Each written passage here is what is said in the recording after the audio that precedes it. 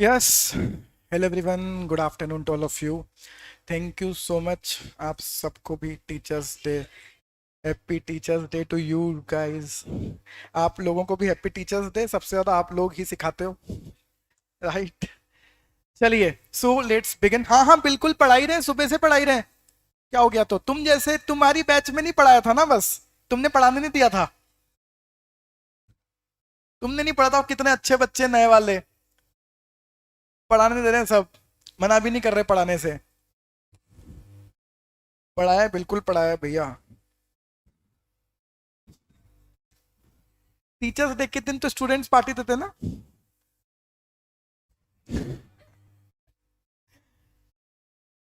Teachers day वाले दिन तो स्टूडेंट्स पार्टी देते हैं। हाँ, इन लोगों ने पार्टी नहीं दी तो हमने पढ़ा दिया। और क्या? तो तुम लोगों ने पार्टी दी थी क्या? कुछ नहीं करा तुमने भी। ठीक है, चलिए, तुम तो खून पी लो बस, परेशान कर लो हमको। चलिए, कोई बात नहीं। स्टार्ट करते हैं। चैप्टर का नाम कैपिटल स्ट्रक्चर। 10-15 मिनट ट्राई करते हैं कि पूरे ओवरऑल कॉन्सेप्ट रिवाइज कर लें। कैपिटल स्ट्रक्चर में हमने ये सीखा। एक्चुअली इंटेंशन क्या था? इंटेंशन कैपिटल स्ट्रक्चर को पढ़ना नहीं था। कैपिटल स्ट्रक्चर तो हम जानते हैं कि कैपिटल के जो अलग अलग सोर्सेज हैं उनके थ्रू आप कैपिटल को स्ट्रक्चर करते हो, कैपिटल को क्रिएट करते हो, कैपिटल को फॉर्म करते हो। तो हमें कैपिटल स्ट्रक्चर इवेल्युएट करना, कैपिटल स्ट्रक्चर फॉर्म करना, ये हमारा टारगेट नहीं है। हमारा टारगेट था कैपिटल स्ट्रक्चर को लेकर डिसीजन लेना कि which capital structure is best suitable for us. तो हमने कहा कि कैपिटल स्ट्रक्चर का मेरे बिजनेस से कनेक्शन क्या है, why I need to take the decision with respect to this capital structure. तो हमने कहा कि कैपिटल स्ट्रक्चर ना आपके वैल्यू को चेंज करता है, आपकी इक्विटी की वैल्यू अफेक्ट करता है, और the final target of the financial management is to maximise the value. तो हमने कहा कि क्या वास्तव में स्ट्रक्चर से वैल्यू अफेक्ट होती है? तो हमने कहा यस। आपकी मार्केट प्राइस कितनी रहेगी ये डिपेंड करता है EPS multiply by PE ratio. This is your market price per share. तो हमने कहा अभी भी कोई कैपिटल स्ट्रक्चर का कनेक्शन कहां है? क्या ईपीएस अफेक्ट होगा कैपिटल स्ट्रक्चर से? तो हमने कहा यस।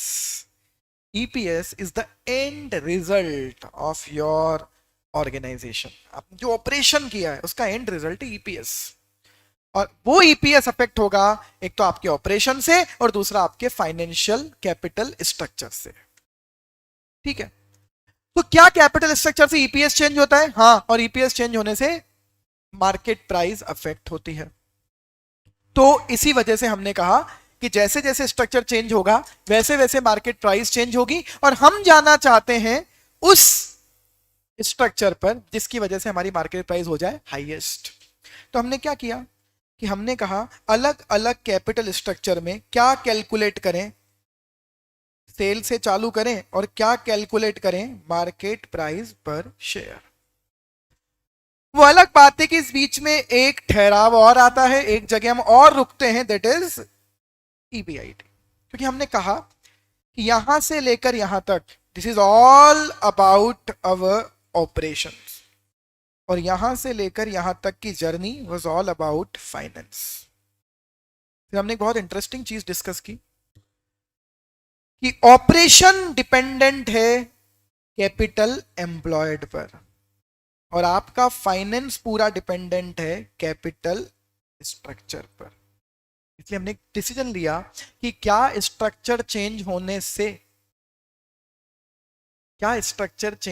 से ईबीआईटी चेंज होगा? तो हमने कहा नहीं, because EBIT is the result of operation and operations are dependent on capital employed. इस वजह से अलग अलग कैपिटल स्ट्रक्चर में भी ईबीआईटी क्या रहेगा? सेम। तो हम करते भी थे, हमें क्वेश्चन देते थे कि कैलकुलेट करो EPS under different different capital structure, debt लूं या इक्विटी से लाऊं या प्रेफरेंस से पैसा लाऊं। हम ईबीआईटी क्या रखते थे? Same, because EBIT is the result of operation. तो ऑपरेशन डिपेंड करता है कैपिटल एम्प्लॉयड पर और फाइनेंस डिपेंड करता है कैपिटल स्ट्रक्चर पर, और इसी वजह से स्ट्रक्चर टू स्ट्रक्चर ईबीआईटी के बाद सब कुछ चेंज होता है। यहां तक आई थिंक सबको क्लियर है। ईपीएस कैसे निकालते हैं? EBIT minus interest on debt, what we call it profit before tax, then tax we call it profit after tax, then we reduce preference dividend out of this, तो हमें मिलता है earning available to equity shareholder. When you divide it by number of equity share, what do you get? Earning per share. और जब इसको multiply करते हो PE ratio से तो क्या मिलता है? Market price per share. यहां तक की कहानी आपको समझ में आती है. यही चैप्टर है. अलग अलग स्ट्रक्चर में ईपीएस निकालो, एमपीएस निकालो, बताओ कौन सा स्ट्रक्चर बेस्ट है. एक बात और समझ लें, अगर किसी क्वेश्चन में पी रेशियो नहीं दिया है तो डिसीजन कैसे लोगे? तो हमने कहा था if P ratio is not given तो डिसीजन किसके बेसिस पर लिया जाएगा? ईपीएस के बेसिस पर. अभी करते हैं ना बेटा, करते हैं. मॉड्यूल के क्वेश्चंस पर आता हूं. कुछ शुरुआत के क्वेश्चन अभी स्किप करने हमें. आगे आते हैं. यहां तक के बाद हमने एक और चीज देखी. ईबीआईटी निकालने का कोई तरीका है? तो हमने एक फॉर्मूला देखा, ROCE, return on capital employed. इसी को एक और क्या लिखा जा सकता है? Return on investment. Return on capital employed. Intention क्या है? कैपिटल प्रोवाइडर से पैसा कितना लिया और उन्हें कितना कमा कर दिया. कैपिटल प्रोवाइडर मीन सारे इन्वेस्टर्स, उनसे जितना भी पैसा लिया उसको क्या बोलते हो? Capital employed. Equity debt preference का टोटल, और जितना उन्हें कमा कर दिया उसे क्या बोलते हो? EBIT. So when you divide the EBIT by capital employed, when you multiply it by 100, तो आपको क्या मिलता है? Return on capital employed या ROE. So ROCE या ROI का फॉर्मूला क्या है? EBIT upon capital employed. और एक बात और बताओ, अगर इसी को आगे ले चलें, अगर EBIT upon capital employed multiply by 100 करने से ROCE मिलता है, तो आप बताइए कैपिटल एम्प्लॉयड को अगर ROCE से मल्टीप्लाई कर दूं, अगर कैपिटल एम्प्लॉयड को ROCE से मल्टीप्लाई कर दूं तो क्या मिलेगा? That's it. यही हम करते थे. ठीक है, चलिए मूविंग फर्दर. तो आई थिंक ये क्वेश्चंस तो बहुत किए हमने. हाँ, अब जब हम कल मिलेंगे तो हम स्कैनर के क्वेश्चंस जरूर करेंगे जहां उन्होंने अलग अलग सिचुएशन में हमसे EBIT से EPS कैलकुलेट करवाया है. आज फंडामेंटल एस्पेक्ट्स, फिर मॉड्यूल, और फिर एक दो चीजें और हैं जो हमें डिस्कस करनी है. कल स्कैनर वाले क्वेश्चंस करेंगे. चलिए आगे आते हैं. अब एक और कॉन्सेप्ट आता था, कॉन्सेप्ट ऑफ इनडिफरेंस पॉइंट. इसने हमें बहुत कुछ सिखाया. इसके बाद हमने एक्चुअल FM सीखा, वो बहुत काम का था. What is indifference point? Indifference point क्या? The level of EBIT at which EPS of two financial plan are equal. दो फाइनेंशियल प्लान के EPS जिस EBIT पर जाकर क्या हो जाए? सेम, उसे कहा जाता है इंडिफरेंस पॉइंट. बहुत कंसंट्रेशन के साथ सुन लो ताकि इसके बाद पढ़ना ही ना पड़े चैप्टर वापस. बस क्वेश्चन करो, खत्म करो, प्रैक्टिस करो, खत्म कर दो फ्रीज करके. Indifference point, the level of EBIT at which EPS of two financial plan is equal, is same. क्यों करते हैं इसको? वो डिस्कशन भी अभी कर लेंगे. पर उसके लिए हमें करना क्या होता था? दोनों प्लान्स के EPS को इक्वल करना होता था. और अननोन क्या होता था? EBIT. तो कैलकुलेशन कैसे करते थे? वो कैलकुलेशन अभी एक दो क्वेश्चंस कर लेंगे मॉड्यूल के, तो कैलकुलेशंस रिपीट हो जाएंगी. करना क्या है? EPS of plan 1 equal to EPS of plan 2. यही करते थे. EPS के लिए फॉर्मूला क्या यूज करोगे? क्या होता है EPS? EPS कैसे कैलकुलेट होता है? EBIT minus interest. ये है प्रॉफिट बिफोर टैक्स. जब 1 माइनस टी करोगे तो ये हो जाएगा profit after tax minus preference dividend. तो ये हो गया earning available to equity shareholder divided by number of equity shares. इसी को इक्वल करके क्या लिखेंगे? दूसरे प्लान का EPS. तो EBIT को X लिख देते थे अगर लिखना भी है तो, और इधर वाले EBIT को भी X लिखेंगे क्योंकि दोनों EBIT क्या है? सेम. उसी पर EPS सेम लाना है. ठीक है, यही करा, यही किया. This is indifference point. अब आती है मजेदार बात. इंडिफरेंस पॉइंट के कंक्लूजन इंटरेस्टिंग थे. अगर दो प्लान हैं, एक प्लान है डेट और एक प्लान है इक्विटी, मतलब इस प्लान में डेट ज्यादा है, इस प्लान में इक्विटी ज्यादा है, और इस दोनों प्लान का इंडिफरेंस पॉइंट आया कितना? 10 लाख. पहले तो इसका मतलब क्या कि 10 लाख के EBIT पर ये दोनों प्लान सेम EPS जनरेट करेंगे. पर इसका सिग्निफिकेंस क्या, why we need to calculate this? तो हमने कहा था ये वो अमाउंट है जिस पर दोनों प्लान इक्वल हो जाएंगे, दोनों प्लान की बुराइयां सेम हो गई। डेट प्लान की बुराई इंटरेस्ट, इक्विटी प्लान की बुराई डाइल्यूशन, यहां आकर सेम हो गया। लेकिन आप जानते हो एक बुराई परमानेंट है डाइल्यूशन, और एक बुराई टेम्पररी है इंटरेस्ट, क्योंकि वो रिकवर होने के बाद तो लगेगा नहीं। इस अमाउंट पे जाके डेट और इक्विटी प्लान इक्वल हो गए। अगर आपने ईबीआईटी अगर आपने ईबीआईटी 10 लाख से ज्यादा कमा लिया तो वो प्लान बेटर होगा जिसमें डेट ज्यादा है। जिसमें डेट ज्यादा है उस प्लान का ईपीएस क्या आएगा, ज्यादा। ये हमने प्रूव किया है सब। क्योंकि डेट की इंटरेस्ट जो है ना, डेट का इंटरेस्ट वो फिक्स है, वो रिकवर हो गया, उसके बाद जितना भी कमाओगे वो सब किसको बटेगा, इक्विटी को। This is the significance of indifference point, कि रियल लाइफ में मैं केवल ये बैठकर देख लूं कि मेरा इंडिफरेंस पॉइंट कितना, फिर मैं पूछूं सामने वाले से बता ईबीआईटी कितना एक्सपेक्ट कर रहा है। वो कह रहा है मैंने कैलकुलेट करके रख लिया इंडिफरेंस पॉइंट 10 लाख पर आएगा, अब मुझे अलग अलग ईबीआईटी पर ईपीएस कैलकुलेट करके देखने की जरूरत नहीं है कौन से प्लान में ईपीएस ज्यादा या कौन से में कम आएगा। मैं क्या करूंगा, मैंने उससे पूछा कौन सा दो प्लान है, एक में डेट ज्यादा है एक में इक्विटी ज्यादा है, मैंने कैलकुलेट करके रख लिया इंडिफरेंस पॉइंट 10 लाख रुपए। अब मैं उससे पूछता हूं बता तेरा एक्सपेक्टेड ईबीआईटी कितना, बोले 12 लाख। मुझे कैलकुलेट करने की जरूरत नहीं, वो प्लान जिसमें डेट ज्यादा है उसका ईपीएस आ रहा है अभी, वो भी उसका ईपीएस ज्यादा है। अगर आपका ईबीआईटी 10 लाख से कम एक्सपेक्टेड है, यार ये तो वैसे भी बेसिक चीज है, कम कमा रहे हो तो सेफ रहो, ज्यादा कमा रहे हो तो रिस्क ले लो। कम कमा रहे हो तो सेफ रहो मतलब अगर इंडिफरेंस पॉइंट से कम एक्सपेक्टेड ईबीआईटी है आपका, इक्विटी प्लान इज बेटर। और अगर इंडिफरेंस पॉइंट से ज्यादा कमाने की एक्सपेक्टेशन है तो वो प्लान जिसमें डेट और प्रेफरेंस ज्यादा है वुड बी प्रेफरेबल, उसका ईपीएस ज्यादा हो। तो अगर ईबीआईटी 10 लाख से कम है तो वो प्लान जिसका इक्विटी ज्यादा है उसका ईपीएस ज्यादा। तीसरा तो ठीक है, अगर एक्सपेक्टेड ईबीआईटी इंडिफरेंस पॉइंट जितना ही है तो चाहे इक्विटी प्लान ले आओ या डेट प्लान, दोनों में ईपीएस सेम आए। इसका मतलब इससे एक और चीज निकल कर आई कि डेट बुरा नहीं होता, हमने कहा नहीं होता, डेट तो एडवांटेज देकर जाता है। क्या एडवांटेज देकर जाता है, अगर आप ज्यादा कमा रहे हो तो जितना ज्यादा कमा रहे हो वो सब किसको बटेगा, जल्दी बताओ, सब किसको बटेगा, इक्विटी शेयर होल्डर्स को।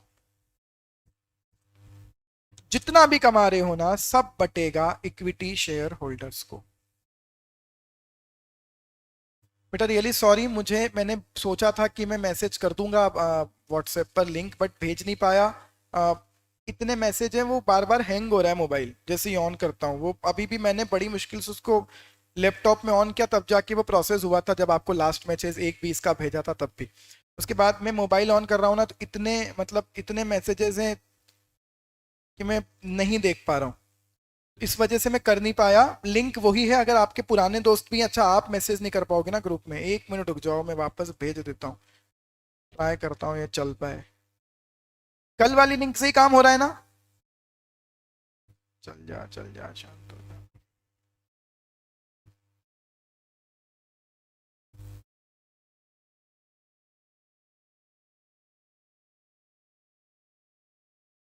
कह दिया आपने अपने ग्रुप पे, thank you so much. 1 minute बस, ये थोड़ा सा शांत हो जाए तो मैं इसको चला लूँ। Thank you so much. Teachers थोड़ी देते हैं पार्टी, बच्चे देते हैं टीचर्स डे पे पार्टी। 1 मिनट, चला है थोड़ा सा। सच में, सच में।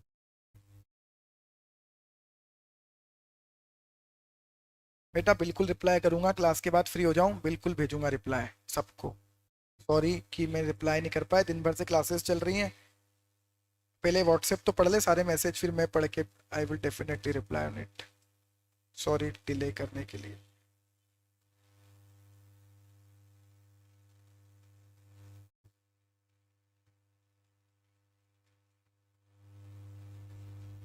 भेज,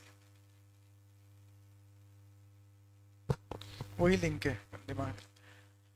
ठीक है। ठीक है कार्तिक, आ जाओ वापस पार्टी कर लेते हैं।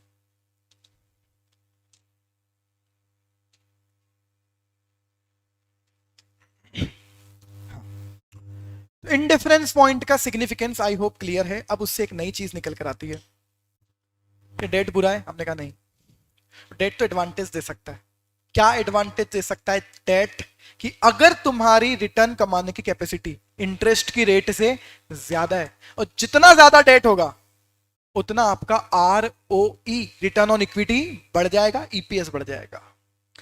सो अगर R O C is higher than interest rate, then higher the debt, higher the debt, दोनों चीजें, higher the debt, higher the EPS and higher the R O. इस कॉन्सेप्ट को क्या कहते हैं? वी कॉल इट इक्विटी पर trading करना, trading on equity to take the advantage of debt. तो भी डेट को बुरा क्यों कहते हैं लोग? डेट लेना चाहिए ना, कभी भी ये वक्त बदल सकता है। अगर आपने इंटरेस्ट कम कमाया, अगर आपने आरओसीई इंटरेस्ट से कम कमाया, तो जो आपने अपने पैसे पे कमाया वो भी पहले किसको देना पड़ेगा? डेट होल्डर को। ये रिस्क है बस। But if you overcome with this, अगर इससे ज्यादा कमा लेते हो आप, तो higher the debt, higher the ROE, higher the EPS. चलिए, ये भी हो गया था। एक लास्ट डिस्कशन और इस चैप्टर का, फाइनेंशियल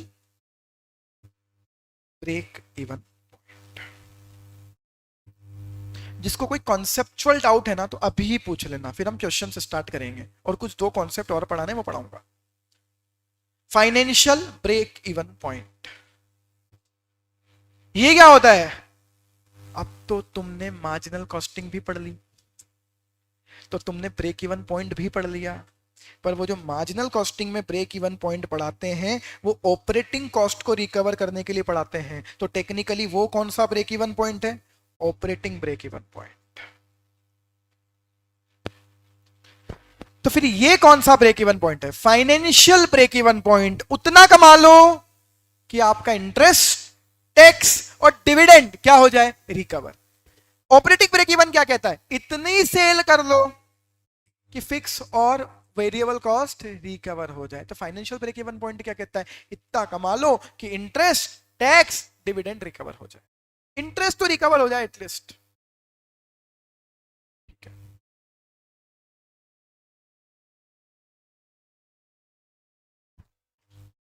बेटा किसी और को भी वॉइस में प्रॉब्लम है क्या? कुमकुम कह रही है उसका आवाज बहुत कम आ रही है। श्रेयान सर क्लास में है। श्रेयान सर देखने आए कितने लोग हो तुम क्लास में, क्लियर है ना वॉइस? और कितने तेज चिल्लाऊं? मैं एक्चुअली चिल्ला रहा हूँ कि यार आपके नेटवर्क में प्रॉब्लम है। फिर श्रेयान सर देखने आए हैं कि कितने लोग हैं जो पढ़ रहे हैं, उन्हीं को पार्टी देंगे श्रेयान सर बस। सो इतना कमा लो कि इंटरेस्ट रिकवर हो जाए और प्रेफरेंस डिविडेंड कवर हो जाए, फिक्स कॉस्ट रिकवर हो जाए। नाउ ब्रेक इवन पॉइंट कैसे निकालूं? ऑब्वियस है, ब्रेक इवन पॉइंट का मतलब वो ईबीआईटी जिस पर ईपीएस क्या हो जाए? जीरो। ईबीआईटी वो हो सकता है जिस पर ईपीएस पॉजिटिव, किसी पर ईपीएस नेगेटिव, वो ईबीआईटी जिस पर ईपीएस जीरो हो जाए इस फाइनेंशियल ब्रेक इवन पॉइंट। तो कैसे निकालेंगे? ये तो और सिंपल है, ईपीएस की जगह क्या रखना है? जीरो। जो आपने दूसरे, जब आपने इनडिफरेंस पॉइंट निकाला था तब x को इक्वल करके क्या लिखा था? दूसरे प्लान का ईपीएस। अभी इसको इक्वल करके क्या लिख दें? केवल जीरो। इसका सिग्निफिकेंस क्या है? Higher the risk, higher the break even point. उल्टा सोच ले, जिस प्लान का ब्रेक इवन पॉइंट जितना ज्यादा आएगा वो प्लान की रिस्क उतनी ज्यादा है, क्योंकि उसके लिए उतना ज्यादा कमाना पड़ेगा, तब जाके जीरो पे पहुंचेंगे। ठीक है, इनडिफरेंस पॉइंट कितने प्लान के बीच में निकलेगा? दो।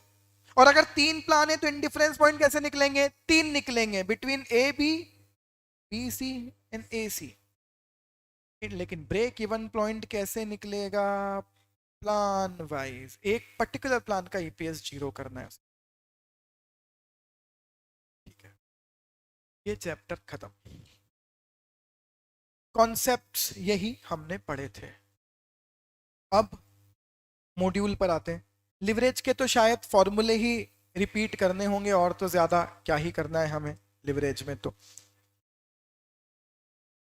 करते हैं उसको भी। अभी मॉड्यूल पर आते हैं। मॉड्यूल में क्वेश्चन सुन लो जो आपको अभी अटेंड नहीं करने हैं। कल के बाद 2 क्लासेस और लूंगा, फिर कुछ कॉन्सेप्ट्स पढ़ाऊंगा। इसलिए रोक रखा है कि आप पहले रिवाइज कर लो तो चीजें रिकॉल हो जाएंगी। ये जितनी भी थियोरीज है ना, net income approach, net operating income approach, ये हम इस चैप्टर को खत्म करने के बाद पढ़ेंगे। फिर आपके लिए बहुत नॉर्मल हो जाएंगी ये सब चीजें। तो यहां तक के क्वेश्चंस आपको नहीं करने हैं। इलस्ट्रेशन 1 2 3 कुछ नहीं करना है एक्चुअली। इस चैप्टर में, मॉड्यूल में कुछ ढंग का कंटेंट है ही नहीं। प्रैक्टिकल क्वेश्चंस, ये भी कोई ढंग के क्वेश्चंस नहीं है। तो देखो आप, क्वेश्चंस जो किए जा सकते, इसको करने की कोई जरूरत नहीं है। अलग अलग ईबीआईटी पर ईपीएस कैलकुलेट करवा रहा है, क्या ही कर लोगे। अब तो आपको समझ में आ गया कहाँ ज्यादा कहाँ कम, क्या रिस्क होती है, क्या होता है। नेक्स्ट, लिवरेज के क्वेश्चन आ गए, इसको अभी थोड़ी देर बात करते हैं। 2 क्वेश्चंस हैं इसमें। एक वो क्वेश्चन भी तो होगा, फाइनेंशियल ब्रेक इवन पॉइंट का क्वेश्चन दिया हुआ है।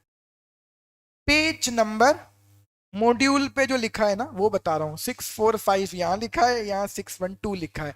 कई बार हमने कंफ्यूजन कर लिया है, इसलिए मैं दोनों नंबर बता रहा हूँ इस बार आपको। और दोनों ये पेज नंबर है 645 या 612, जो भी आप 612, इसमें दो नंबर आते हैं सॉफ्ट कॉपी में। चलिए पढ़ लें, आप क्वेश्चंस पर चलते हैं। 612 मेन होता है। Thank you so much for this teaching on teachers day. Illustration 8 पर आते हैं। एबीसी लिमिटेड का क्वेश्चन है, पढ़ना स्टार्ट करो। एबीसी लिमिटेड इक्विटी शेयर 100 रुपए का एक, अमाउंट कितना 5 लाख। 12% प्रेफरेंस शेयर 100 रुपए का एक, अमाउंट 5 लाख। 10% डिबेंचर 100 रुपए का एक, अमाउंट 10 लाख। टैक्स की रेट 40%। क्या पूछ क्या रहा था? Want to know the financial break even. इतना बड़ा टेबल वेबल बनाने की कोई जरूरत नहीं। कैसे करें, कर लोगे ये तो चुटकियों में। ईबीआईटी माइनस, अच्छा हाँ चलो एग्जाम में क्वेश्चन आ जाए, ब्रेक इवन पॉइंट कैलकुलेट करो। सबसे पहले इज्जतदार तरीके से क्या लिखना, financial break even point means the level of EBIT at which EPS of a financial plan is equal to 0। फिर ये इक्वेशन लिखना, ईबीआईटी माइनस इंटरेस्ट। इंटरेस्ट बताओ कितना, 10 लाख रुपए पर 10% का इंटरेस्ट, तो interest 1 lakh minus, sorry 1 minus T minus preference dividend. कहां है प्रेफरेंस डिविडेंड? 5 लाख रुपए पर 12%, कितना 60,000, divided by number of equity shares. कितने नंबर ऑफ इक्विटी शेयर्स? 5,000। 100 रुपए का एक है, हालांकि नंबर ऑफ शेयर से तो फर्क ही नहीं पड़ता, ब्रेक इवन पॉइंट में 0 ही हो जाना है मल्टीप्लाई होके। इक्वेशन क्या बचेगी, 0.6 EBIT minus 60,000 minus 60,000,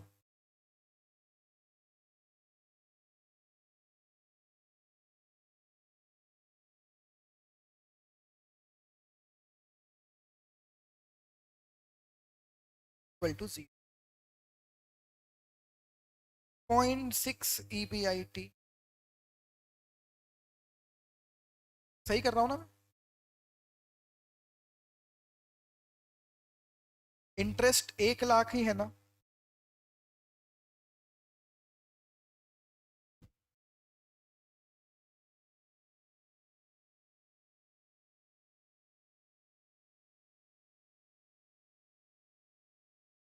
point 6 EBIT equal to 1,20,000, तो EBIT equal to 1,20 divided by 0.6, 2 lakh रुपए। इनका तो कुछ अलग ही आ रहा है सर, ये भांग पीकर क्वेश्चन बनाते हैं। चरस खाते हैं ये क्वेश्चन बनाते टाइम। इन्होंने क्या किया है ना, एक एक दो दो जीरो खुद नहीं बढ़ा रखे हैं, अलग लेवल है इनका, मेंटली बैंकरप्ट लोग हैं ये।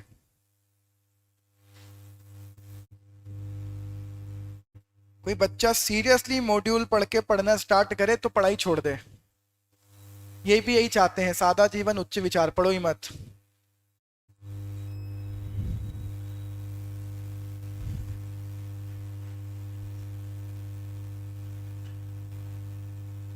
हाँ हाँ, रिकॉर्डिंग मिलेगी, डोंट वरी, आप अभी भी स्किप कर सकते हो।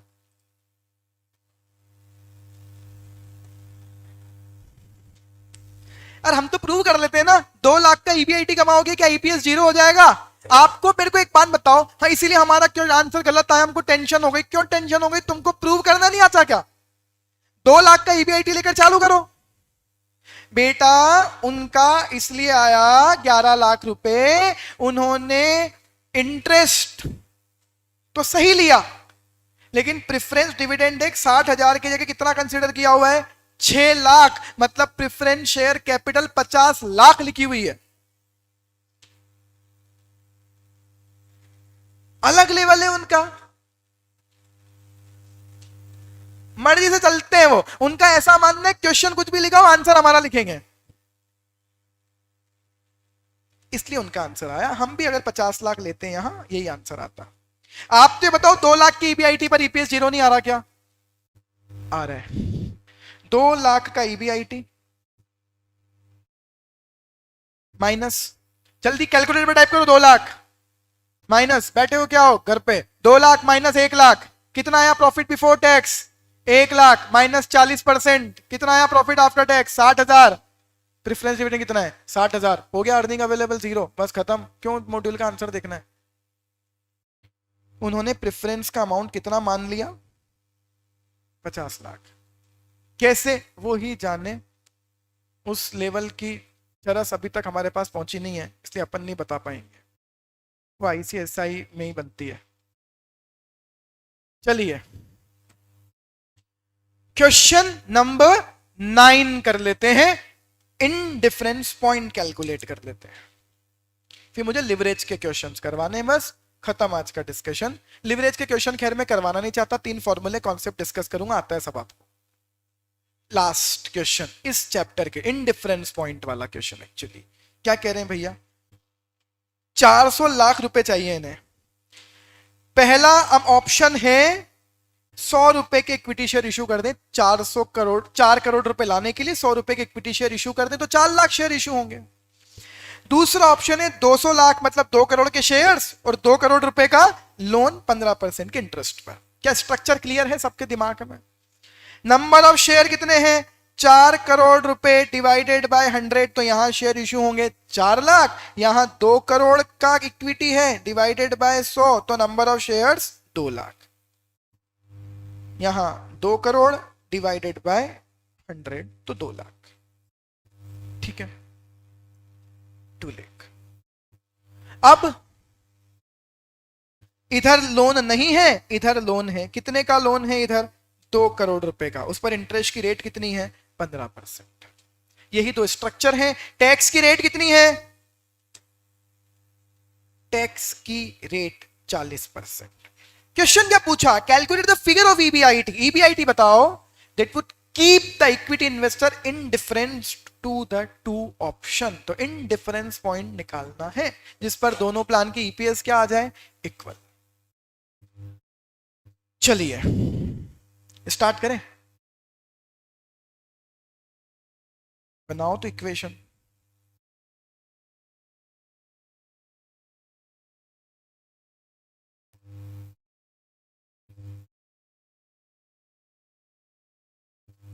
प्लान 1 ईबीआईटी की जगह, हाँ इनडिफरेंस पॉइंट का क्वेश्चन आए ना तो पहले एग्जाम में क्या लिखना?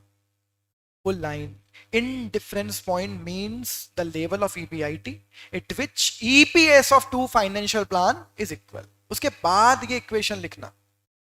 First plan EBIT minus interest, कितना है फर्स्ट प्लान में इंटरेस्ट? 0। फुली इक्विटी प्लान है ना, 100% equity, there is no interest. Multiply by 1 - 0.4 minus कुछ प्रेफरेंस डिविडेंड है क्या?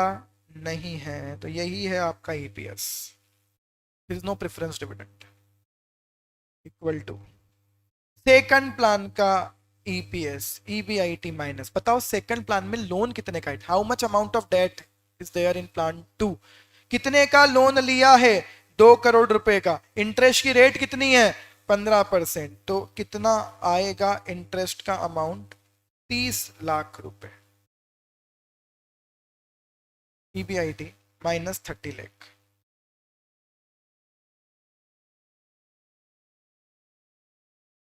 मल्टीप्लाई बाय 1 - 0.4, क्या प्रेफरेंस है सेकंड प्लान में भी? नहीं है, डिवाइडेड बाय 2 लाख। अब तो तुमने घर पे बहुत प्रैक्टिस कर ली होगी, समझ में आता होगा एक क्रॉस मल्टीप्लिकेशन 2 लाख 4 लाख से नहीं करना, जिनकी मैथ्स में ज्यादा ही प्रॉब्लम थी अब तो वो भी सॉल्व हो गई होगी। ये शायद 2:1, हाँ या ना? तो 0.4 सॉल्व करें, 0.6 बचेगा, 1 - 0.4 0.6, तो पहले 0.6 ईबीआईटी, माइनस करने को कुछ है ही नहीं, -0, यही है, divided by 2, divided by 2 equal to, क्या करूं? 0.6 ईबीआईटी, 0.6 मल्टीप्लाई होगा ईबीआईटी से भी और 30 लाख से भी, क्या बचेगा? 0.6 EBIT minus 30 lakh divided by 0.6, कितना? 18 लाख।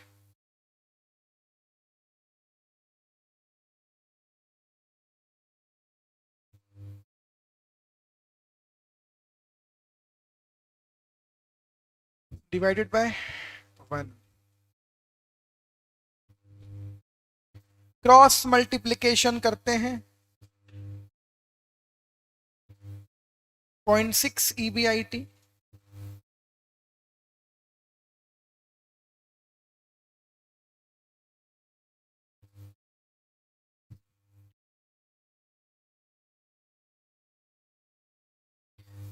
इक्वल टू, ये 2 मल्टीप्लाई होगा तो बनेगा 1.2 EBIT minus 18 multiply y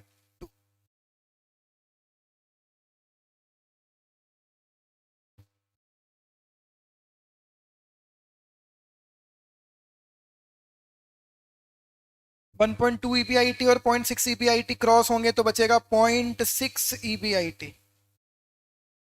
equal to 36 lakh, EBIT equal to 36 divided by 0.6, 60 lakh का ईबीआईटी कमाओगे तो जाकर दोनों प्लान के ईपीएस सेम आएंगे, और इसमें आंसर चेक करने की जरूरत नहीं है मॉड्यूल से, क्यों? खुद ही चेक कर लो कि इस पर दोनों प्लान का ईपीएस सेम है या नहीं है। 60 लाख के ईबीआईटी पर दोनों प्लान का ईपीएस सेम होगा, this is indifference point.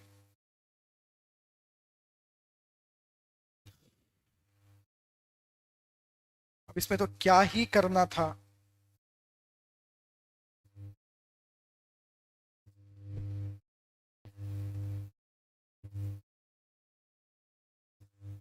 Lakh दो इन्होंने प्रूव भी कर दिया, दोनों प्लान में 60 लाख का ईपीआईटी रखें तो दोनों प्लान में ईपीएस कितना आ रहा है? 9 रुपीज, ये तो आप भी कर सकते हो।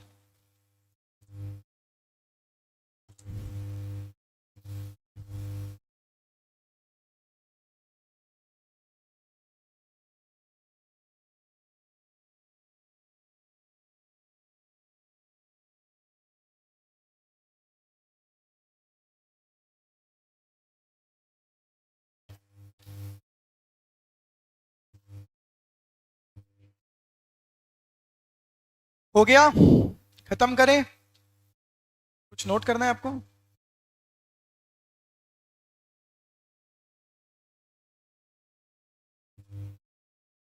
चलो नेक्स्ट टॉपिक पर आ जाते हैं, लिवरेज। अब मुझे जिस किसी ने लिवरेज के क्वेश्चन किए क्या मॉड्यूल से तक, कोई भी क्वेश्चन गलत नहीं है, परेशान मत होना, कोई क्वेश्चन गलत नहीं है। कुछ किसी को प्रॉब्लम है क्या लिवरेज के क्वेश्चंस में? ऐसा कोई क्वेश्चन ही नहीं है जो गलत हो जाए, है ही नहीं ऐसा तो कुछ। मैं कॉन्सेप्चुअल डिस्कशन कर लेता हूं अगले 10-15 मिनट, लिवरेज रिपीट करवा देता हूं, फिर मीटिंग स्किप मत करना, मुझे कुछ इंपॉर्टेंट चीजें पढ़ानी है। लिवरेज सुन लो ध्यान से।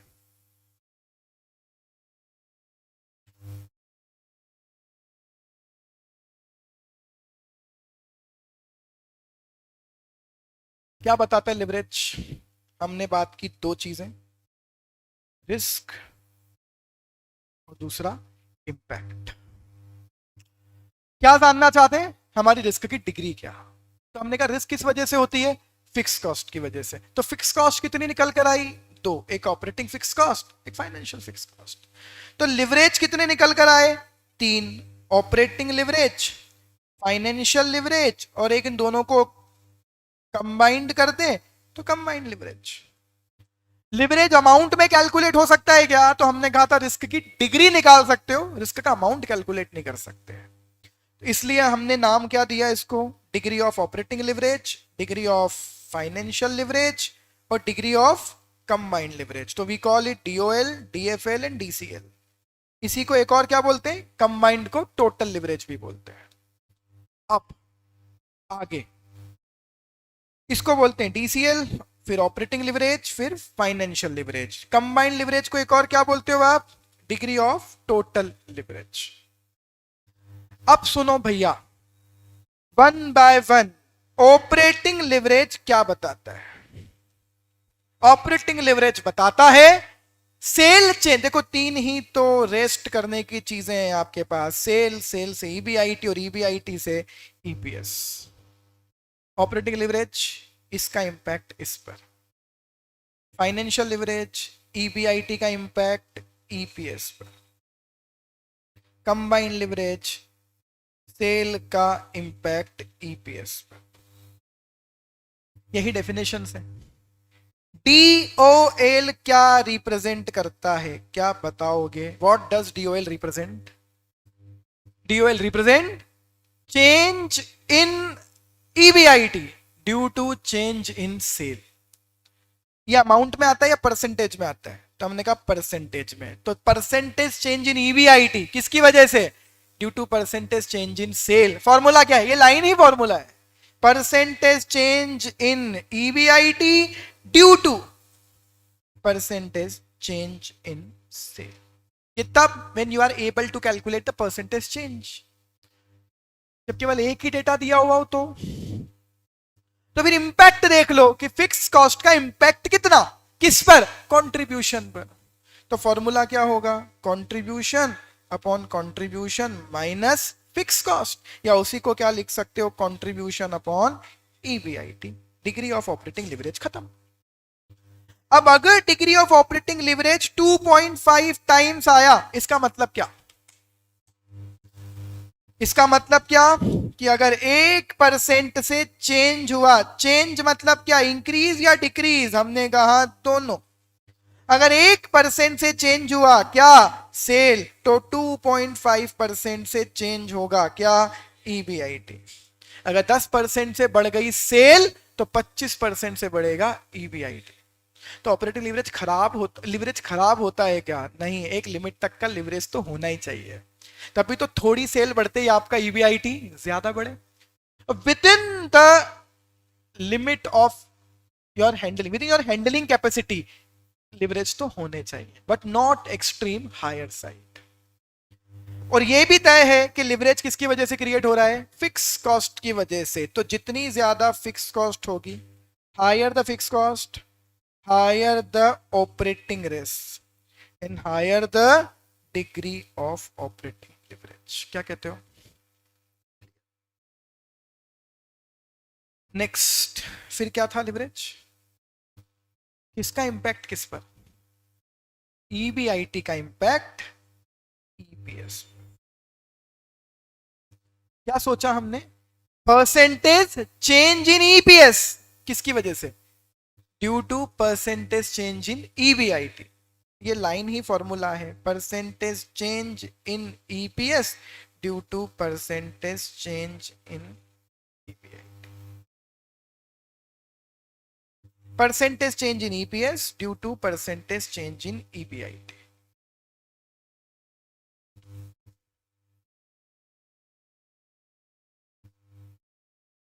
अगर एक ये तो तब जब आप परसेंटेज चेंज कैलकुलेट कर पाओ, अगर एक ही इंफॉर्मेशन दी हुई है, टेबल एक ही, तो हमने कहा फिर इम्पैक्ट किसका, इंटरेस्ट का, और प्रेफरेंस डिविडेंड का किसके ऊपर, ईबीआईटी के ऊपर। तो फॉर्मूला क्या रखें, उधर करा था contribution upon contribution minus fix cost, इधर करेंगे EBIT upon EBIT minus interest minus preference dividend. लेकिन 1 लाख का इंटरेस्ट पे करने के लिए 1 लाख का ईबीआईटी कमाना होता है, लेकिन 1 लाख का प्रेफरेंस डिविडेंड चुकाने के लिए मुझे ईबीआईटी 1 लाख से ज्यादा कमाना पड़ेगा, क्योंकि बीच में क्या आ जाएगा, टैक्स, क्योंकि प्रेफरेंस डिविडेंड आता है आफ्टर टैक्स। तो हमें उठाकर इस प्रेफरेंस डिविडेंड को कहां ले जाना पड़ेगा, बिफोर टैक्स, क्योंकि और सारे फिगर से बिफोर टैक्स पर। तो इंपैक्ट चूंकि ईबीआईटी पर है, कंपैरिजन ईबीआईटी से करना है, ईबीआईटी बिफोर टैक्स होता है, तो प्रेफरेंस डिविडेंड को भी कहां पहुंचाना है, बिफोर टैक्स। तो फॉर्मूला होगा EBIT upon EBIT minus interest minus preference dividend upon 1 minus T, ऐसा करके प्रेफरेंस डिविडेंड पहुंचेगा बिफोर टैक्स। क्या बताता है, और फाइनेंशियल लिवरेज, फाइनेंशियल रिस्क, किसकी वजह से, इंटरेस्ट और डिविडेंड। जितना ज्यादा आपके यहां क्या होगा, हायर द डेट और प्रेफरेंस, उतनी ज्यादा आपके यहां क्या होगी, हायर द फाइनेंसिंग कॉस्ट। और फाइनेंसिंग कॉस्ट, जितनी ज्यादा फाइनेंसिंग कॉस्ट होगी उतना हायर होगा आपके यहां पर फाइनेंशियल रिस्क, और जितनी ज्यादा फाइनेंशियल रिस्क होगी उतना ज्यादा आपका होगा डिग्री ऑफ फाइनेंशियल लिवरेज।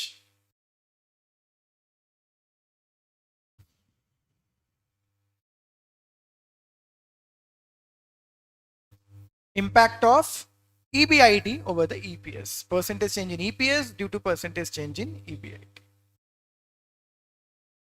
हम चाहते क्या थे, इंडिविजुअल रिस्क कैलकुलेट करना नहीं, ओवरऑल ऑर्गेनाइजेशन की रिस्क कैलकुलेट करना। तो वो कैसे कैलकुलेट होगी, जब ऑपरेटिंग और फाइनेंशियल को क्या कर दोगे, कंबाइन। कंबाइंड रिस्क एडिटिव नहीं मल्टीप्लिकेटिव होती है नेचर में। तो कंबाइंड लिवरेज का फॉर्मूला क्या, ऑपरेटिंग और फाइनेंशियल लिवरेज को क्या कर दो, मल्टीप्लाई। तो DCL combined leverage equal to DOL multiply by DFL।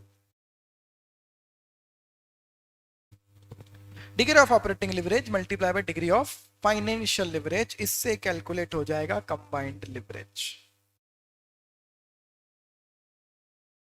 हम चाहते क्या हैं, लिवरेज कैलकुलेट क्यों किया है, to know the degree of risk. चाहते क्या है, इसको कंट्रोल में रखना। कौन सी रिस्क को कंट्रोल में रखना, कंबाइंड रिस्क। और कंबाइंड रिस्क किसका रिजल्ट है, ऑपरेटिंग और फाइनेंशियल का। तो बताओ कंबाइंड रिस्क को अगर कंट्रोल में करना हो तो क्या करें, ऑपरेटिंग या फाइनेंशियल को क्या करना होगा, कम। तो बताओ किसको कम करें, ऑपरेटिंग रिस्क एक लिमिट से ज्यादा कम नहीं हो सकती। अगर आप एक पर्टिकुलर इंडस्ट्री में हो, उस लेवल की फिक्स कॉस्ट बियर करनी ही पड़ेगी। एक लिमिट से ज्यादा ऑपरेटिंग लिवरेज, ऑपरेटिंग रिस्क को कम नहीं किया जा सकता। तो अगर आपका ऑपरेटिंग लिवरेज हायर साइड पर है और आपको कंबाइंड लिवरेज कंट्रोल में लाना है, तो क्या करना पड़ेगा, फाइनेंशियल लिवरेज को कम करो। How you can reduce the financial leverage, financial leverage को कम करने का तरीका है, डेट और प्रेफरेंस को कर दो कम और इक्विटी को कर दो ज्यादा। मतलब क्या चेंज कर दो, अपना कैपिटल स्ट्रक्चर। और क्या एक लिमिट की रिस्क लेनी ही चाहिए, हाँ, अदरवाइज आपका सेल बढ़ेगा बट ईपीएस बड़ा अच्छे तरीके से नहीं बढ़ेगी। तो अगर आपको एक रेस्पेक्टेड लेवल का लिवरेज लाना है, कंबाइंड लिवरेज, लेकिन आपका डीओएल कम है, और कभी भी डीओएल को बढ़ाने की कोशिश मत करना। बेटर है क्या करें, फाइनेंशियल लिवरेज को बढ़ा लें। अगर आपको कंबाइंड लिवरेज एक लिमिट तक लाना है और ऑपरेटिंग लिवरेज कम है तो भैया फाइनेंशियल लिवरेज को क्या करो, बढ़ा लो। कैसे बढ़ाओगे? उल्टा कर लो, बिल्कुल उल्टा कर लो। डेट और प्रेफरेंस को बढ़ा दो, इक्विटी को कम कर दो। तो मुझे बताओ क्या ज्यादा अच्छा है, हायर फाइनेंशियल लिवरेज या हायर ऑपरेटिंग लिवरेज? तो हम कहते हैं higher financial leverage is better than higher operating leverage. क्यों? क्योंकि मैं जब चाहूं तब स्ट्रक्चर चेंज करके फाइनेंशियल लिवरेज को कंट्रोल में ला सकता हूं, लेकिन ऐसा मैं ऑपरेटिंग के साथ नहीं कर सकता। ठीक, दैट्स इट। यही था लिवरेज। आगे आते हैं। दो चीजें समझ लें। इतना सा आपको समझ में आ गया कि जैसे जैसे डेट बढ़ेगा क्या रिस्क बढ़ेगी? हाँ या ना? ठीक है। Higher the debt, higher the financial risk. अब एक कनेक्शन लाता हूं कहीं और से, ध्यान से सुनना। एक फॉर्मूला पढ़ा था आपने, अभी रिवीजन के टाइम पर वापस भी पढ़ा था। Expected rate of return equal to, याद है? CAPM, capital asset pricing model. Expected rate of return equal to RF plus RM minus RF multiply by what is this, beta. याद करो बीटा मतलब क्या होता है? Risk index. यही होता है कि मार्केट के कंपैरिजन में ये शेयर कितना फ्लक्चुएट होगा। Beta is risk index. मेरा एक छोटा सा क्वेश्चन का आंसर देना तो मैं आगे बढ़ पाऊं। अगर मैं आपको दो फॉर्म्स दूं, दिन में सब कुछ सेम है, ऑपरेशन सेम है, फाइनेंस अलग अलग है। एक ने लोन लिया हुआ है और एक ने लोन लिया हुआ नहीं। जिसने लोन लिया है उस कंपनी को क्या कहेंगे? लिवर्ड कंपनी। जिसने नहीं लिया है उस कंपनी को क्या कहेंगे? Unlevered company. मेरे एक बहुत ट्रिकी क्वेश्चन है, आंसर एक बार में देना और सही देना, सोच कर देना बस। इन दोनों फॉर्म में से किसका बीटा ज्यादा होना चाहिए? बीटा क्या रिप्रेजेंट कर रहा है? जल्दी बताओ, बीटा क्या रिप्रेजेंट कर रहा है? रिस्क। अब तो बता दो। बहुत बढ़िया, जिसने लोन लिया हुआ है। जिसने लोन लिया हुआ है मींस लिवर्ड का बीटा अनलिवर्ड के बीटा से क्या होगा? हायर। कितना हायर? जितना ज्यादा उसने क्या लिया होगा? लोन। यही बात समझ में आती है। एक व्यक्ति थे हमाडा, हमाडा इक्वेशन नाम से पॉपुलर है ये इक्वेशन। नहीं पढ़ा था मैं आपको, बड़ी सिलेबस में डाल दिया। सीए वालों के सिलेबस में तो है, हमारे सिलेबस में नहीं होता था, नए मॉड्यूल में आ गया। तो हमाडा मॉडल होता है एक बहुत popular to calculate the levered beta. देखो ये काम क्या आता है। आपने सोचा, देखो एक बात समझना, ये CAPM मॉडल से आप केवल लिस्टेड कंपनी का ही एक्सपेक्टेड रेट ऑफ रिटर्न निकाल सकते हो ना, क्योंकि बीटा तो केवल उसका ही मिलेगा। अब आपको एक अनलिस्टेड कंपनी का बीटा निकालना हो, कैसे निकालोगे? सर उस लिस्टेड का यूज कर लूंगा, जिस इंडस्ट्री, उस इंडस्ट्री के कंपनी का बीटा ले लूंगा। जैसे मैं FMCG इंडस्ट्री की कंपनी हूं तो ITC का जो बीटा है सर वो यूज कर लेता हूं। हमने कहा मत कर, ITC ने लोन लिया हुआ नहीं है, तूने लिया हुआ है। ITC और तुम्हारा क्या सेम है? ऑपरेशन, फाइनेंस सेम थोड़ी है। हो सकता है ITC ने लोन कम लिया है, तुमने ज्यादा लिया है, उनका बीटा तुम्हारे काम का ही नहीं है। हमाडा नाम के एक व्यक्ति ने, हमाडा इक्वेशन ने क्या किया, उस लिवरेज के अकॉर्डिंग बीटा को क्या किया? एडजस्ट। उनका कहना क्या था, जो आपका भी अभी 2 मिनट पहले कहना था, कि लिवर्ड का बीटा अनलिवर्ड की बीटा से क्या होगा? हमेशा ज्यादा, क्योंकि वहां रिस्क। ठीक है, तो देखो आप, उनकी इक्वेशन क्या है?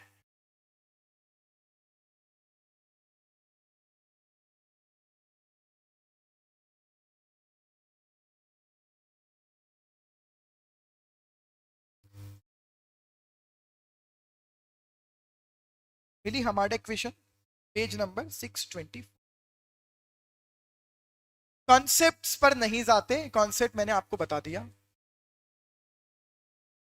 फॉर्मूला ये है, beta of levered equal to, beta of levered equal to, ये क्या लिखा है, beta of levered, BL, beta of levered equal to beta of unlevered plus, आप बताओ आगे किसका इंपैक्ट दूंगा, जल्दी बताओ किसका इंपैक्ट दूंगा, डेट इक्विटी रेशियो का। उसी से तो एडजस्ट कर रहे हो, अरे हाँ या ना, जितना उसमें डेट है उसके अकॉर्डिंग बीटा बढ़ा देंगे। तो beta of levered equal, sir beta उससे क्यों बढ़ा रहे हो, अरे मतलब ये मान रहे ना ऑपरेशन दोनों का क्या है, सेम, अलग है तो फाइनेंस, उससे बीटा चेंज कर देते हैं। Beta of levered equal to beta of unlevered plus, सही बताऊं तो फॉर्मूले में क्या कर देना था, 1 डेट इक्विटी रेशियो, बात यही खत्म कर देनी थी, यही खत्म। अरे यार हाँ ना, डेट इक्विटी रेशियो जितना है उससे से बढ़ा दो बीटा, जितना डेट उतना बीटा ज्यादा। लेकिन आप जानते हो डेट अपने साथ एक बुराई तो लेकर आता है रिस्क की, लेकिन एक अच्छा ही लेकर आता है, टैक्स। यहाँ किससे मल्टीप्लाई करो, टैक्स बेनिफिट से, उसके लिए क्या करते हो याद है आपको, वन, इज दिस क्लियर, यही है formula, beta of levered equal to beta of unlevered multiply by 1 plus debt upon equity multiply by 1 minus D. Illustration दिया है, अभी कैलकुलेशन कर देता है।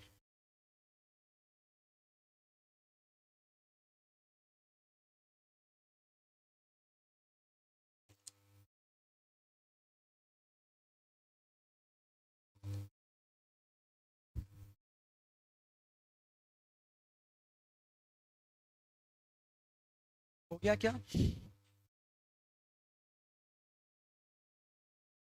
Beta of levered equal to beta of unlevered, technically क्या करना था, multiply by 1 plus debt equity ratio, पर 1 प्लस डेट इक्विटी के साथ डेट इक्विटी रेशियो जो है ना उसको मल्टीप्लाई किससे किया, टैक्स बेनिफिट से।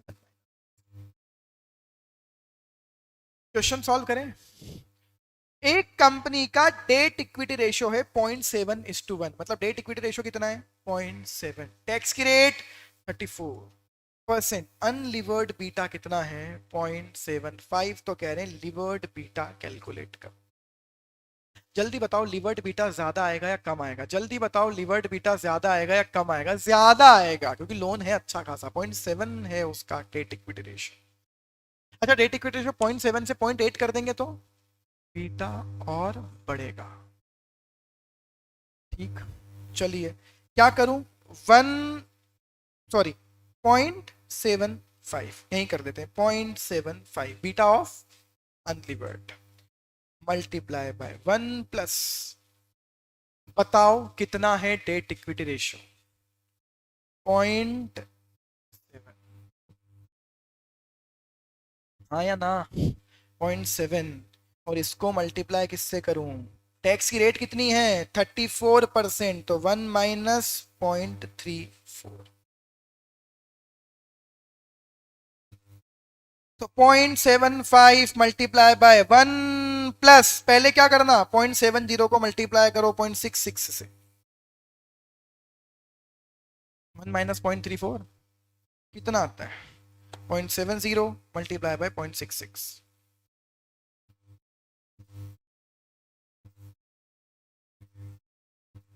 0.7 मल्टीप्लाई बाय 0.66 कितना आया 1 प्लस 0.462, सो 1.462 को मल्टीप्लाई कर दो 0.75 से, 1.0965 अप्रॉक्स 1.10 टाइम्स है ये बीटा, अब तो कर दिया, 1 प्लस क्या date equity ratio multiply by 1 minus T, 1 minus T है 1 minus 0.34 that is 0.66, 0.66 multiply by 0.7 तो वो हुआ 0.462 मल्टीप्लाई बाय, पहले पहले प्लस करेंगे 1.462 मल्टीप्लाई बाय 0.75 तो 1.0965, क्लियर है,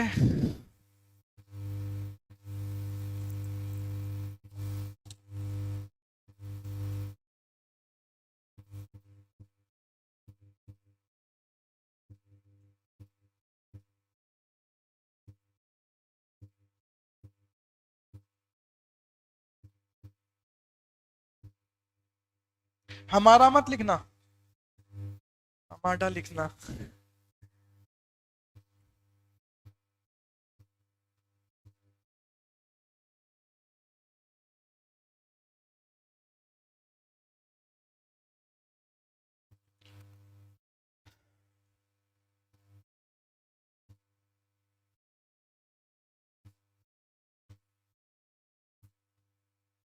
अरे हो गया हो तो आगे बढ़े, 5-7 मिनट बस और खत्म करते हैं फिर। अब चूंकि आपने लिवरेज भी पढ़ लिया है और वर्किंग कैपिटल भी पढ़ लिया है, वर्किंग कैपिटल मतलब कोर्स में तो हमने पढ़ ही लिया, तो अब एक लास्ट डिस्कशन कर देते हैं, वर्किंग कैपिटल लिवरेज, इसको भी समझ लेते हैं।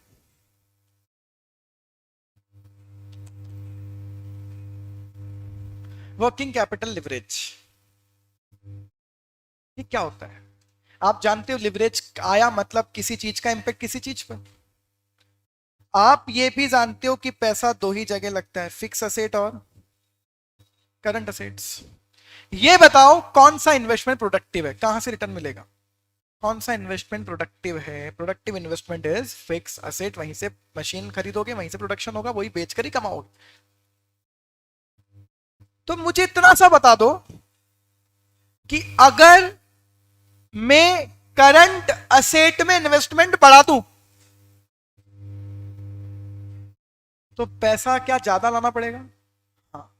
अरे कैपिटल एम्प्लॉयड बढ़ाओगे ना, तभी तो करंट असेट का इन्वेस्टमेंट बढ़ेगा। ठीक। पैसा 10 लाख लाया था अभी, तो भी फिक्स असेट में 8 लाख लगा रखे थे, करंट असेट में 2 लाख लगा रखे थे। अब ना 11 लाख ले आए, फिक्स असेट में अभी भी 8 लाख लगे हुए हैं, करंट असेट में 3 लाख लगे हुए हैं। मुझे बताओ प्रोडक्टिव इन्वेस्टमेंट है या अनप्रोडक्टिव इन्वेस्टमेंट है? अनप्रोडक्टिव इन्वेस्टमेंट से रिटर्न नहीं मिल रहा है। तो मेरा छोटा सा डाउट का आंसर देना, क्या फिक्स असेट में लगाया हुआ पैसा सेम है? फिक्स असेट में लगाया हुआ पैसा सेम है, हाँ। सेल सेम रहेगी, हाँ। क्या ईबीआईटी सेम रहेगा? Sale same, sale same, EBIT भी सेम। अरे ईबीआईटी तो सेल से ही निकलेगा। सेल सेम, ईबीआईटी सेम, पर क्या कैपिटल एम्प्लॉयड बढ़ गया है क्योंकि पैसा ज्यादा लाए? ज्यादा लाए तो सेल क्यों नहीं बढ़ी? क्योंकि इधर नहीं लगाया ना फिक्स असेट में, कहां लगा दिया? करंट असेट्स में। वर्किंग कैपिटल के लिए पैसा ज्यादा लाए तो कैपिटल एम्प्लॉयड बढ़ा, लेकिन fix asset same, sale same, EBIT same. मेरा क्वेश्चन है क्या आर ओ सी कम हो जाएगा? ये नोटिस करो, क्या अपोजिट इंपैक्ट है। जैसे ही आप करंट असेट में इन्वेस्टमेंट बढ़ाओगे ना, आर ओ आई का R O C tends to, पूरा इनवर्स रिलेशनशिप होता है करंट असेट के इन्वेस्टमेंट और रिटर्न। रीजन बताओ जल्दी, is that is not productive.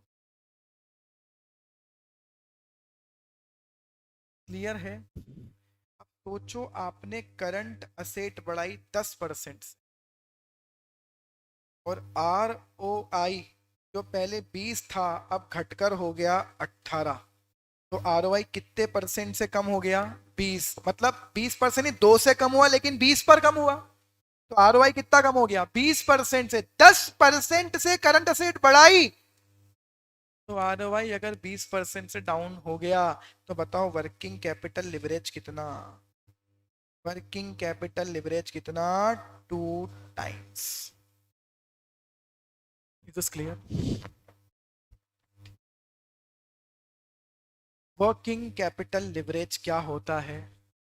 Current asset में इन्वेस्टमेंट बढ़ाने की वजह से या करंट असेट में इन्वेस्टमेंट कम करने की वजह से आर ओ आई में कितना चेंज आया, उसी कैलकुलेशन को कहते हैं वर्किंग कैपिटल लिवरेज। देखो क्या पहला फॉर्मूला आपको डाइजेस्ट होता है, working capital leverage equal to what? Percentage change in R O I due to, जल्दी बताओ, due to what? Due to percentage change in working capital. करवाऊंगा, रुको, तो अभी मैं तो कॉन्सेप्ट तो पढ़ा दूं।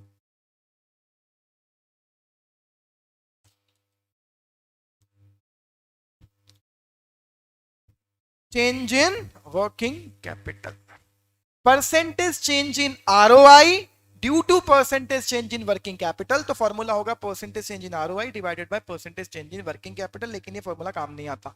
क्यों? जैसे वो काम नहीं आता percentage change in EBIT divided by percentage change in sale, क्योंकि एक इंफॉर्मेशन डायरेक्टली दी रहती है, केवल कंपैरिजन नहीं दिया रहता।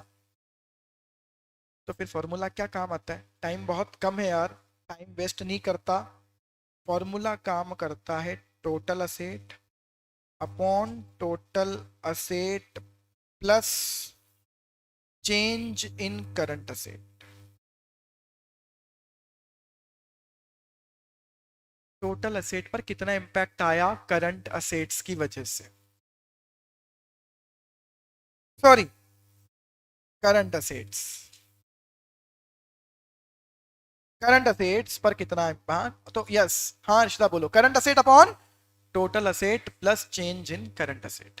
अब चेंज इन करंट असेट तो दो होता है, करंट असेट बढ़ भी सकती है और कम भी हो सकती। तो क्या करोगे?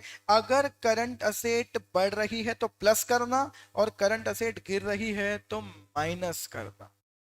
ये फॉर्मूला लिख दूं दो बार, current asset upon total asset plus current asset, और यहां होगा करंट असेट, यहां होगा current asset upon total asset minus change in current asset. और अगर बढ़ रही है तो current asset upon total asset plus change in current asset. एक डाउट है हर्षिता का कि आपने एक बार एक लाइन बोली थी, leverages are fair weather friend, ये क्या होता है? तो हमने कहा था लिवरेज हायर अच्छे या लोअर अच्छे? Leverage are lower, lower is better और higher is better. Leverage lower is better और हायर इज बेटर। हमने बोला ये डिपेंड करता है आपकी सिचुएशन कैसी है, क्योंकि लिवरेज दोनों साइड चलते हैं, अप पर भी और डाउन पर भी। यस अनुष्का। तो लिवरेज ज्यादा कब लगेगा आपको अच्छा? हायर लिवरेज आपको कब अच्छा लगेगा? When things are going on in your favour. पर अगर थिंग्स, चीजें आपके अगेंस्ट में चली गई तो हायर लिवरेज ज्यादा नुकसान पहुंचाएंगे। 10% से सेल डाउन हुई, 60% से ईबीआईटी डाउन हो जाएगा अगर 6 टाइम लिवरेज है। Are you getting it Harshita? तो लिवरेज हायर बेटर है तब तक जब चीजें आपके फेवर में चल रही हैं। Once things started going in your against तो हायर लिवरेज आपको ज्यादा नुकसान पहुंचा। चलिए अब इसका एक क्वेश्चन कर लेते हैं। महान लोग हैं, इसमें भी इन्होंने कुछ ना कुछ तो किया ही हुआ है, अंट शंट। चलो एक क्वेश्चन करके खत्म करते हैं, सारा कुछ नहीं आ सकता एग्जाम में। चलिए क्या लिख रहे हैं आपको? नीचे इंफॉर्मेशन जो दी हुई है ना दो कंपनियों की, इसके थ्रू इन दोनों की सेंसिटिविटी ऑफ अर्निंग निकालो। अगर 30% चेंज हो जाए किसमें? करंट असेट के लेवल में, 30% से। तो हम मान लेते हैं 30% से अगर क्या हो जाए, कम हो जाए, तो कितना इंपैक्ट आएगा। ये क्वेश्चन इस पर सॉल्व है। अब मुझे बताओ फिक्स असेट कितनी है? 4 लाख। करंट असेट कितनी है? 10 लाख। तो टोटल असेट कितनी हो गई बेटा? 14 लाख। इतना सबको समझ में आता है? ईबीआईटी कितना है? 1.5 लाख। इससे तो कोई काम ही नहीं। फॉर्मूला क्या लगाओगे? Working capital leverage that is current asset upon total asset minus change in current asset. कम हो रही है ना, हम कर रहे हैं कम वाला। कम हो जाए तो क्या? माइनस। बताओ 4 लाख का 30% कितना होता है? 1,20,000। यहां क्या पता क्या ही लिख डाला, 12 लाख लिख डाला। अब क्या है? 14 लाख माइनस 1,20,000। क्या ही करते हैं, भगवान भरोसे चल रहा है। 14 लाख में से 12 लाख माइनस करके 11 लाख लिख दिया।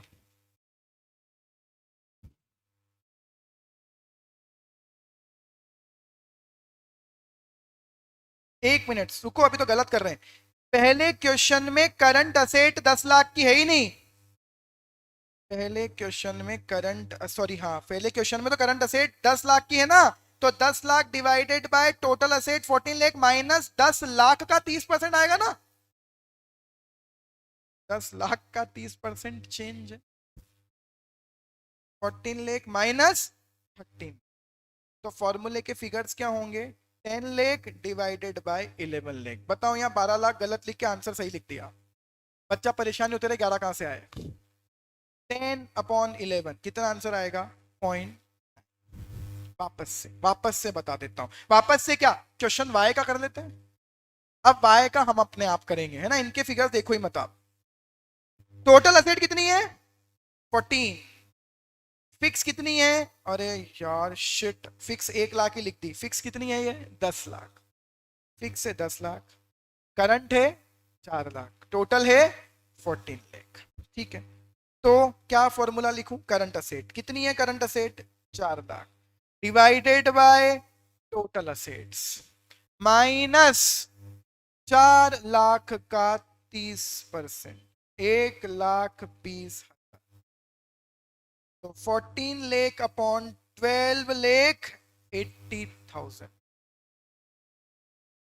4 लाख है, 4 लाख अपॉन 12 लाख 80,000 0.31, ये है लिवरेज। सर इसका इंपैक्ट क्या है, इसका कंक्लूजन क्या है, अगर 1% से करंट असेट का इन्वेस्टमेंट चेंज हो जाए ना, तो 0.9% से ROI क्या हो जाएगा, चेंज। सर डाउट है, बढ़ाएं या कम करें, लिवरेज उल्टे चलेंगे वर्किंग कैपिटल वाले, और बाकी सारे लिवरेज सीधे चलते हैं। सेल बढ़ा तो EBIT बढ़ेगा, EBIT बढ़ा तो EPS बढ़ेगा, वहां चलता था, ये उल्टा चलेगा। अगर करंट असेट में इन्वेस्टमेंट कम किया 1% से, तो ROI 0.9 से बढ़ेगा। कुछ कनेक्ट हुआ था अभी, प्रोडक्टिव इन्वेस्टमेंट कम हो गए, प्रोडक्टिव इन्वेस्टमेंट बढ़ गए, अनप्रोडक्टिव करंट असेट वाले कम हो गए, ये उल्टा चलेगा। अगर 1% से करंट असेट डाउन हो इन्वेस्टमेंट करंट असेट में, तो ROI 0.9 से बढ़ेगा, उल्टा चलेगा working capital leverage. Current asset में इन्वेस्टमेंट कम होने पर ROI बढ़ेगा, करंट असेट में इन्वेस्टमेंट बढ़ने पर ROI come. Formula, current asset upon total asset plus change in current asset. अगर करंट असेट बढ़े तो प्लस करना, करंट असेट कम करने का बोले माइनस, प्लस चेंज लिखा है, प्लस होगा बढ़े तब, माइनस होगा कम। आज का डिस्कशन कम खत्म करते हैं, कल स्कैनर की बात करेंगे, ये चैप्टर खत्म करेंगे और इस चैप्टर के बचे हुए कॉन्सेप्ट्स डिस्कस करेंगे। NI NOI स्किप्ड है, डिस्कस करेंगे। चलिए, थैंक यू सो मच।